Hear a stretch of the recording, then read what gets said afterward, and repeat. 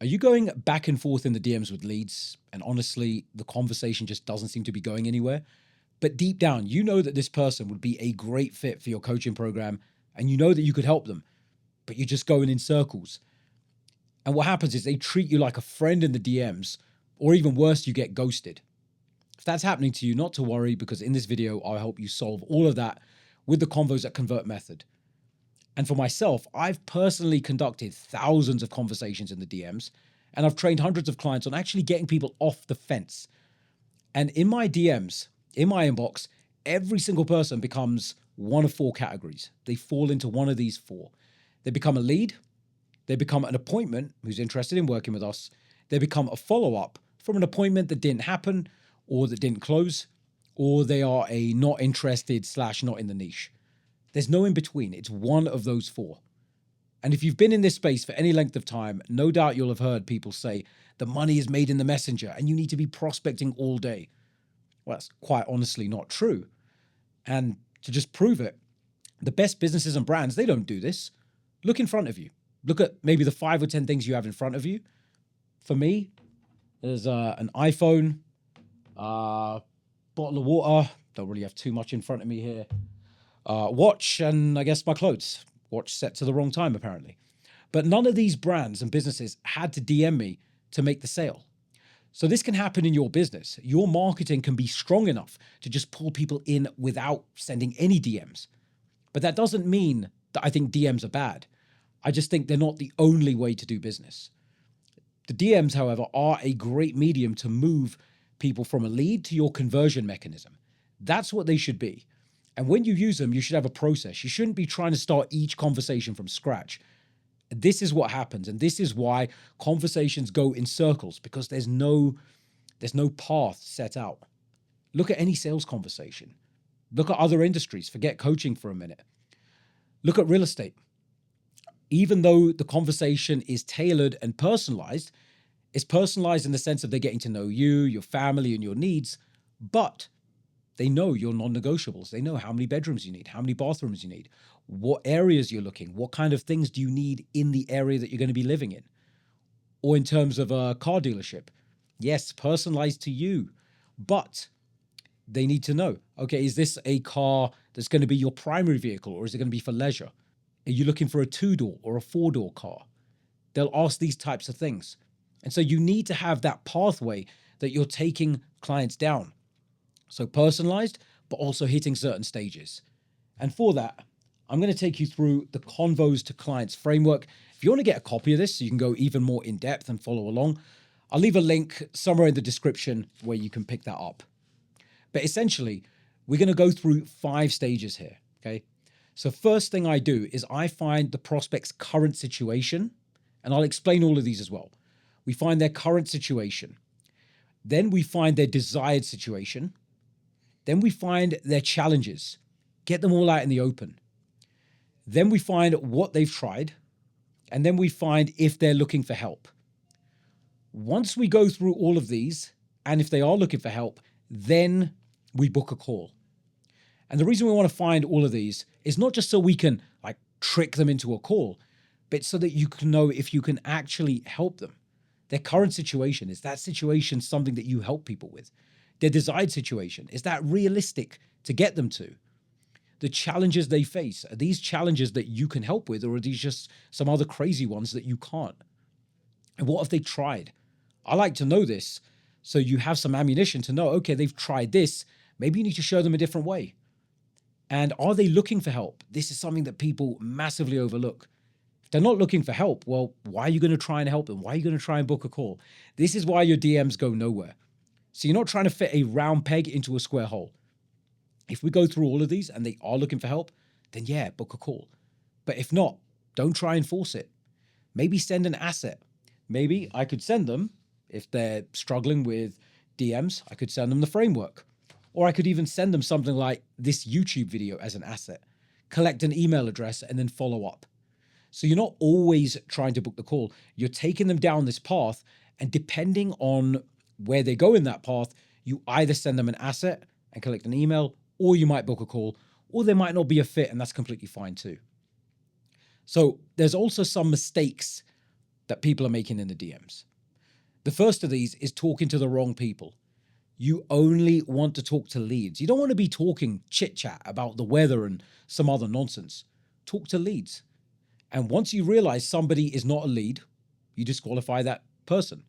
And if somebody is a lead, but they're not a fit for a call right now, you send them to an asset, like I mentioned, and emails. So same thing. Again, coaching isn't completely unique in this. Let's look at the car dealership example. Somebody comes into the dealership. The salesperson is talking to them. And the customer says, hey, just to let you know, I'm not looking to buy anything, and I definitely don't have any money right now. What's the salesperson going to say? Okay, well, take a browse around, take a look. If you need anything, my name's Derek. I'll be over there, and I can get you a coffee if you want. Now, your name's maybe not Derek, but you get the point. So they're using a framework.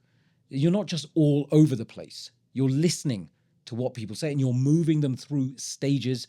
You're having focus. And this is very respectful because it's saving you time, it's saving them time, and you're not trying to force something on somebody that doesn't need it. This is the best thing to help them.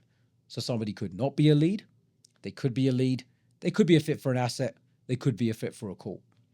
And you want to take them through these stages from start to the end.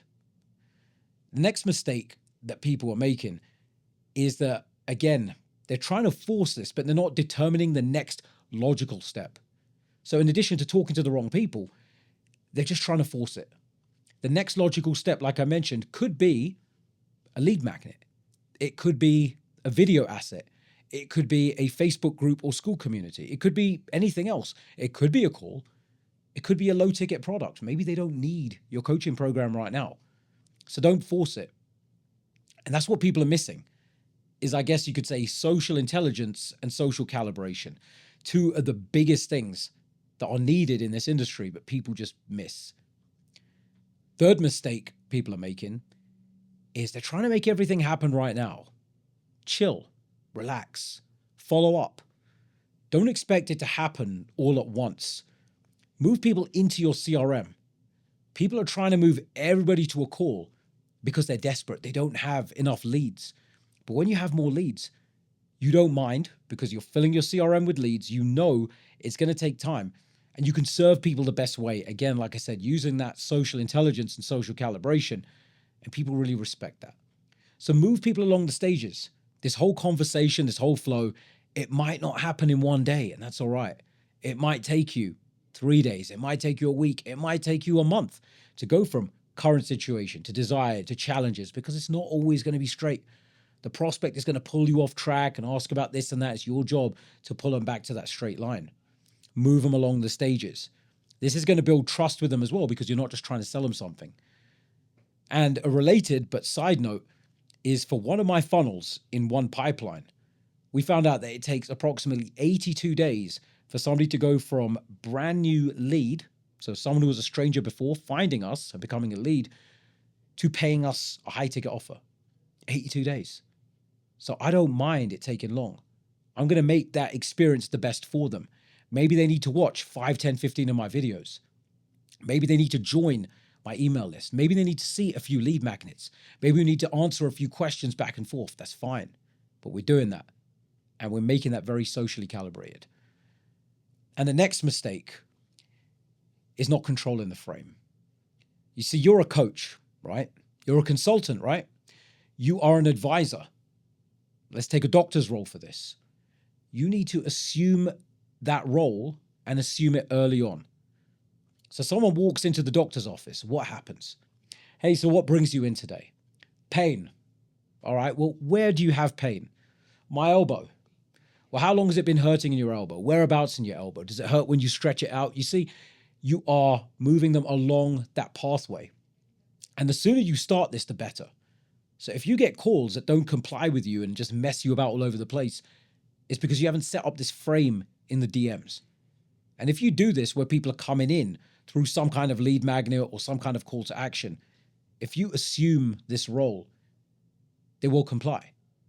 And so obviously it might not be as straight up as, like I said, with the doctor example there, but you're finding out the current situation. For example, let me do one off the top of my head. Somebody asked for this lead magnet, let's say. Okay, great. Here you go, Nick. Here's the convo to clients method. Just curious, are you currently engaging with prospects in the DMs to book calls, or how are you using it? You see, so you start that early on and then you move them down that pathway and you can demonstrate your expertise as well. So that's essentially it. Those are the 5 stages in the convo to clients method. And those are I think it was 4 biggest mistakes that people are making. Now, if you want my personal help, not just to install this conversational framework, but also to ramp up your one-to-one offer, to really optimize it, to make people want to buy it where you may not even need DMs, and start getting inbound high-ticket clients coming to you every single day, ready to buy, and clients who keep renewing even when your time's up, they want to keep working with you over and over. I'll leave a link in the description to where you can see if it might be a fit for us to work together on that. And also don't forget to pick up the Convos to Clients framework while you're down there as well. And if you enjoyed this video, then I think you're also going to find this next one useful, where I show you how to get these leads that you've just been nurturing converted into pre-sold buyers before they ever even speak to you.